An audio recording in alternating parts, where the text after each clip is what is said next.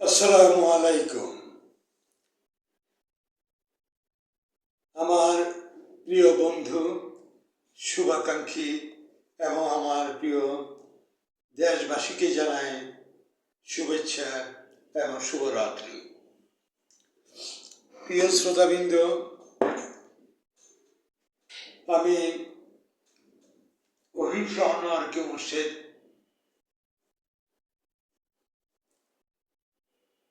আপনাদের মাঝে প্রতিদিনকার ন্যায় এখনো উপস্থিত হয়েছি আমার কিছু কথা আপনাদের সাথে শেয়ার করার জন্য। প্রিয় শ্রোতাবৃন্দ,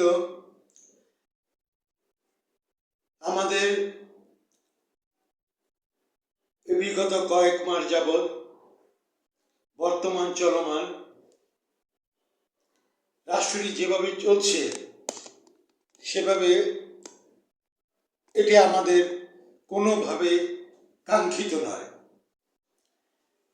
শুধু আমি অহিংস আনোয়ারকে মুর্শেদ শুধু যে তাই নয়, এই দেশের পুরো জাতি আজ তারা বধির হয়ে আছে।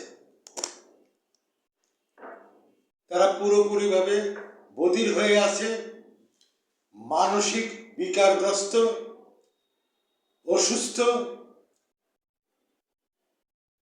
হয়ে আছে পুরো জাতিটা। এখন আমরা এই জুলাই আগস্ট 2024 থেকে বর্তমান চলমান প্রথম কয়েকটা মাস আমরা যা আশা করেছি যে আমাদের জন্য হয়তো একটা শান্তির বার্তা আমাদেরকে দেবে, আমরা পাবো, আমরা খুশিতে হই হুল্লোড় করব, ডাকডোল পিটাবো, আনন্দ করব, শান্তির এক বাংলাদেশ। কোথায় আমাদের শান্তির এই বাংলাদেশটি? পূর্বে যাই যতটুকুই ছিলাম আমরা, ছিলাম তো, এখন আমরা কোথায় আছি? এখন আমরা কোথায় আছি? আমরা যদি ধরে নিই যে আমরা আছি, আমাদের দেশে আছি, দেশটি কি আসলে দেশের জায়গায় আছে? দেশের সার্বভৌমত্ব যে এরিয়া আছে এটা তো আর কেউ নিতে পারবে না। কি দেশের ভিতরে যে আমরা মানুষ নামে যে জানোয়ারগুলি 20 কোটি 22 কোটি, এটা মানুষ বলবো কেন, আমি আমাকেও জানোয়ার বলছি। কি দেখছি আমরা? কি হচ্ছে? কেন হচ্ছে? কারা ঘটালো? কেন ঘটালো? উদ্দেশ্য কি? করবেটা কি? গত কয়েক মাস করলোটা কি? সামনে কি করবে? এসব ভাবতে ভাবতে সব অসুস্থ। প্রিয় শ্রোতাবৃন্দ, আমি একজন ক্ষুদ্র রাজনীতিবিদ হিসেবে আমি বলতে পারি আমি বাংলাদেশ কংগ্রেস একটা নিবন্ধিত রাজনৈতিক দল, ছোট দল, কিন্তু মাশাআল্লাহ 300 আসনে প্রার্থী দেওয়ার ক্ষমতা রাখে। একটি পয়সা চুরি বাটপাড়ির নাই। চাঁদার টাকা যে যা কর্ম করুক 2 টাকা পার্টির ফান্ডে দেয়। সবাই কর্মজীবী, ছোট কর্মজীবী, মধ্যম কর্মজীবী, খুব উচ্চ পদস্থ কর্মজীবী নাই, কি চলছে আলহামদুলিল্লাহ।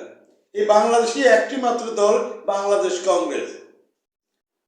এই ছাড়া আর কোনো রাজনৈতিক দল বুকে হাত দিয়ে বলতে পারবে না চুরি করে না, মাস্তানি করে না, দালালি করে না এবং চাঁদাবাজি করে না, যত অপকর্ম করে না। যাই হোক, আমরা একটা জিনিসে অনেক এই গত কয়েক মাসে অনেকগুলো শব্দ আমরা নতুন নতুন শব্দ, যেটা অক্সফোর্ড ডিকশনারিতে নতুন করে যে না থাকে ইনক্লুড করতে হবে বিভিন্ন ধরনের শব্দ। তার ভিতরে একটা বাক্য আমি বলি যে উচ্ছৃঙ্খল জনতার সংঘবদ্ধ আক্রমণ, এটাকে নাকি বলে মব। এরা হলো উচ্ছৃঙ্খল জনতা, মানসিক বিকারগ্রস্ত, অনেক অধ্যত্বপূর্ণ, পুরো সমাজ কাঠামোকে ভেঙ্গে চুরমার করে দিয়ে রাষ্ট্রের জনগণকে মানসিক রোগ ব্যাধিতে আক্রান্ত করে, অসুস্থ করে বধির বানিয়ে রাখছে। ওরা একজনকে পিটিয়ে পিটিয়ে মারলে ক্যামেরা নিয়ে টিকটক করে, ভিডিও করে, আরেকজন মারে, প্রতিবাদ নাই। এমন এক হিংস্র জানোয়ার আদিম যুগে ফিরে গেল এই বাংলাদেশের এই সমাজ, এই কত অল্প কয়েক মাসে, যা অত্যন্ত ন্যাক্কারজনক। এবং এটাকে বলে মব জাস্টিস। মব জাস্টিসের নামে এক হিংস্র উন্মাদনা মানবতার শত্রু হয়ে দাঁড়িয়েছে। দাঁড়িয়েছে আমি বলবো না, দাঁড়িয়ে গিয়ে আছি বহু আগের থেকে, এখন শুধু তাদের উদ্ভাসিত হলো।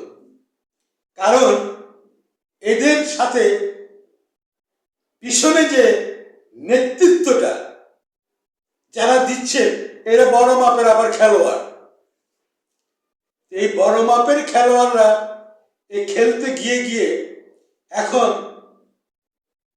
মব নামক একটি শব্দ, যা আমি বুঝি উচ্ছৃঙ্খল জনতার সংঘবদ্ধ আক্রমণ।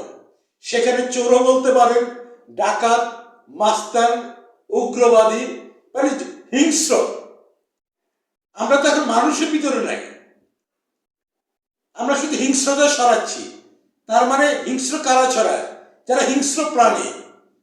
তো আজকে বাংলাদেশের জনগণ সবাই বধির, মানসিক অসুস্থ, বিকারগ্রস্ত, এবং যারা ঘটাচ্ছে তারা হলো উচ্ছৃঙ্খল না, এরা হলো হিংস্র। সারা বাংলাদেশটি এই হিংস্র, এই পশুর নরঘাতকদের তাণ্ডবে আজ ক্ষত বিক্ষত হয়ে যাচ্ছে।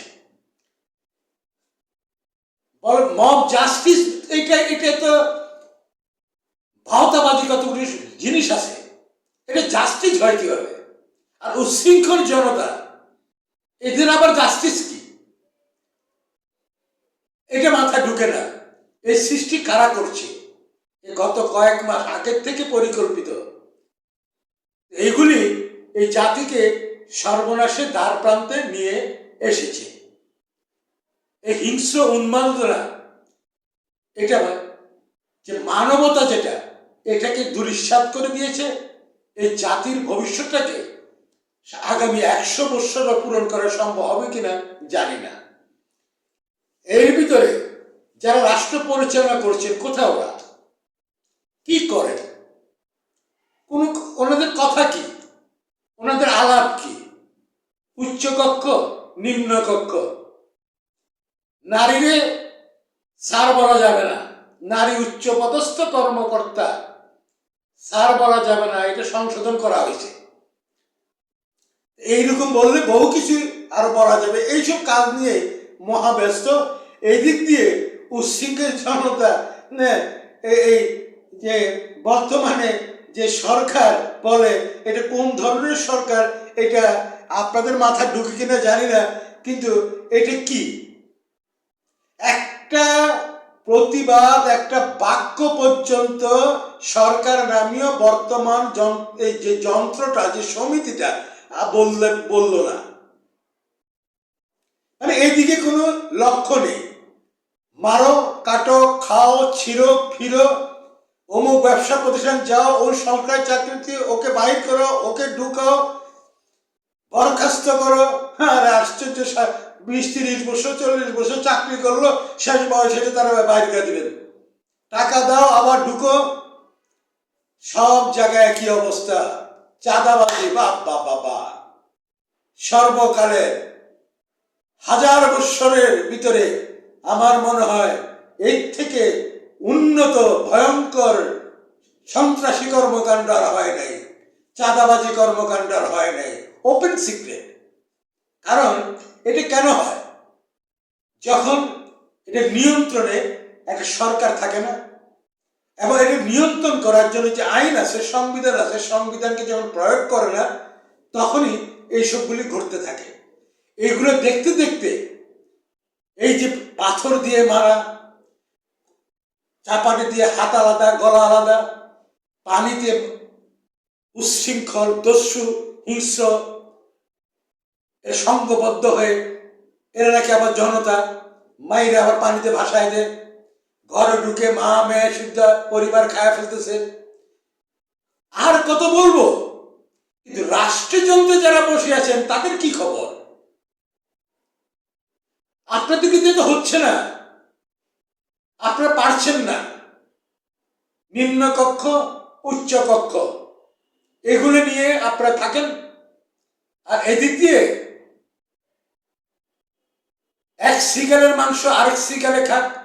সারা বাংলাদেশে আমরা জনগণরা হয়ে গেছে শ্রীগাল, বানর, কুকুর, হিংস্র বাঘ। এই তো খাও দাও আও, কিন্তু নিয়ন্ত্রণ নাই। যারা নিয়ন্ত্রণ করবেন, সুন্দর দেশ বানাবেন,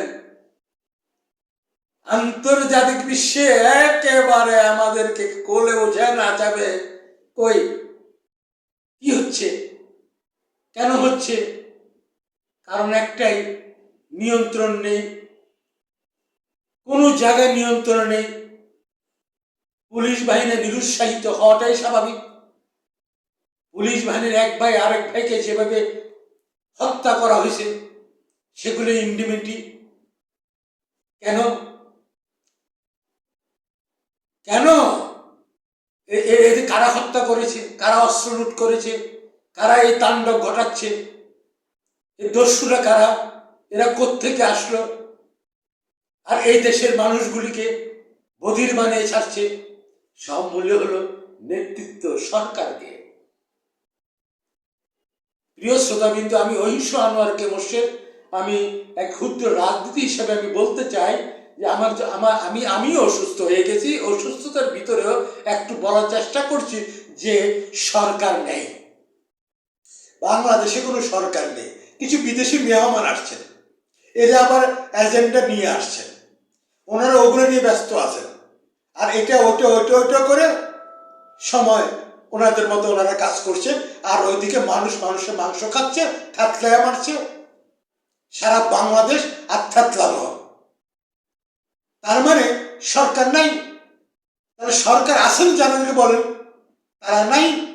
তো নাই যেহেতু, অবয়ব কেন দেখা যাবে? চলে যান না, চলে যান। যে আমরা পারছি না, আপনারা তো সভ্য দেশে থাকেন, ওখান থেকে আবার গলিতে পার হতে গেলে লাল বাতি জ্বললে পার হন না, গাড়ি ড্রাইভ করেন খুবভাবে, ওখানে সভ্য থাকেন। এই দেশটাকে আপনারা আদিম যুগে ফিরে নিয়ে গেলেন, এই দায় আপনাদেরকে দিতে হবে না? এই যে 20 কোটি জনগণকে বধির বানিয়ে দিলেন, মানসিক রোগগ্রস্ত করে দিলেন, সারা বাংলাদেশে যে তাণ্ডব সৃষ্টি করলেন, একজনের মাংস আরেকজন খাচ্ছে,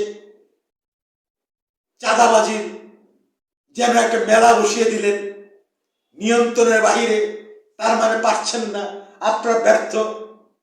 অন্যায়ের কিছু নেই, সত্য কথা তো। আপনারা যারা আছেন এই সরকারের এই মঞ্চে, আপনার প্রধান ব্যক্তি থেকে শুরু সবাই, আপনারা দেখছেন কি হচ্ছে। হয়তো আপনাদের কারণে হচ্ছে, জনগণ বলে। আর